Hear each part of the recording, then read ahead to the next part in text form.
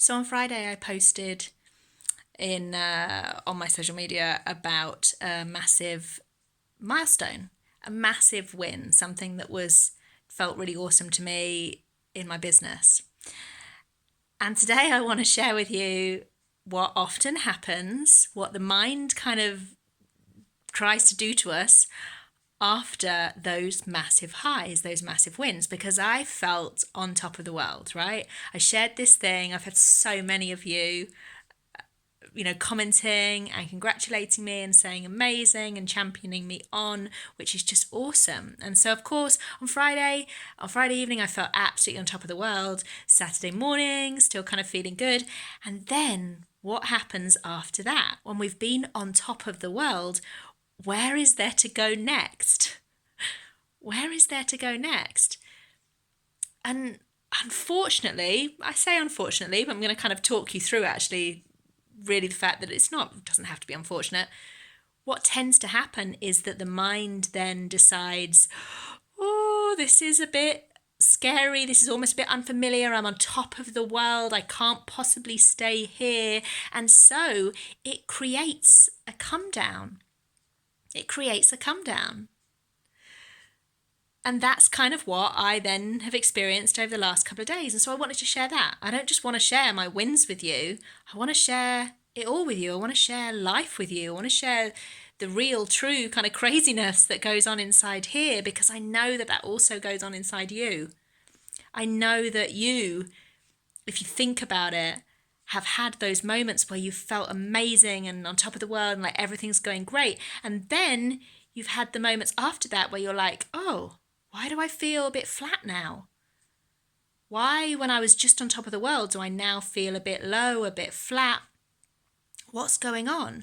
Why sometimes when I've been on top of the world, actually then these weird kind of, bad things happen, like I get in an argument with someone, or I fall over and hurt myself, or I get ill. Like, what the hell is going on?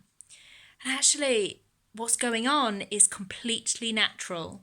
Completely natural. It's the mind's kind of protection mechanism. It's the mind's way of just kind of trying to protect us and keep us safe. The mind gets scared when we jump outside our comfort zone. It literally thinks we're going to die. It's like, oh my God, shit, what is this new thing? What is this different thing? We can't sustain this. This is kind of scary.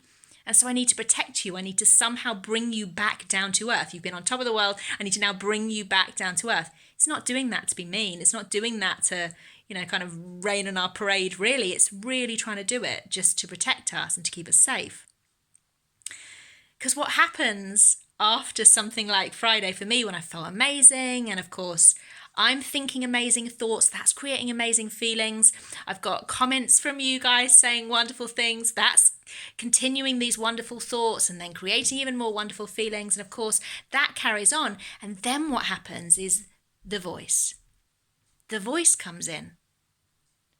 The voice comes in that says things like, oh, I know it's all been so good, but it can't possibly stay this good.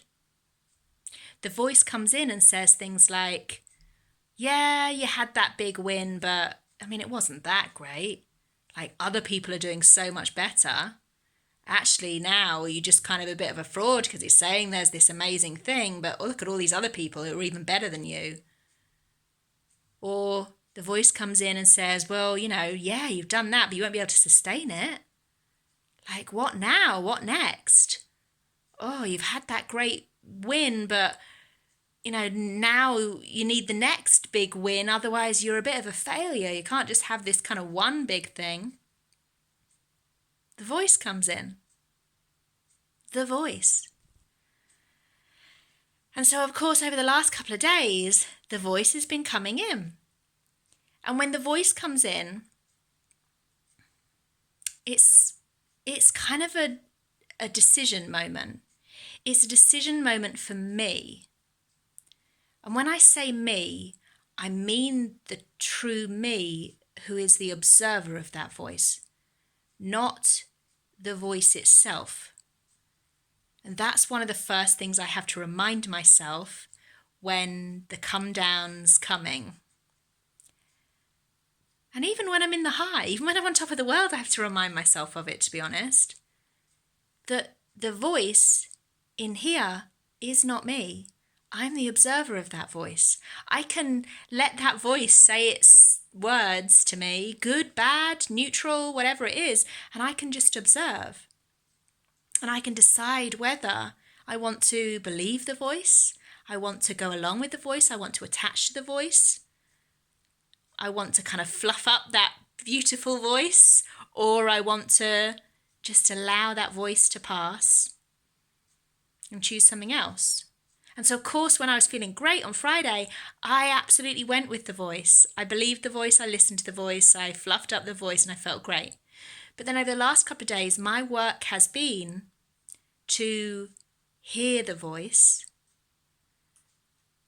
and just allow it to be there. You know, I don't want to push it away. I don't want to push anything. I don't want to kind of build a brick wall around myself and get frustrated and angry with myself, judge myself, chastise myself. That's not going to help. So I've just noticed the voice. I've gone, oh yeah, okay, I hear you. Yeah, I see that. I've allowed myself to feel some of the feelings that the voice created. I've allowed myself to feel a bit meh. I've allowed myself a few tears. I've allowed myself, the odd tantrum and stamping my feet. I've absolutely allowed that. But what's amazing when you really learn how to notice this voice and be the observer of this voice, which is the work I do with myself, with other people, is that I can just allow it to be, and I can allow it to have its space without judgment and eventually just kind of pass through without deciding that the voice means there's something wrong. That's absolutely what I used to do. I used to hear the voice, think the voice was me, was absolutely me, thinking, saying, feeling these things, believing these things.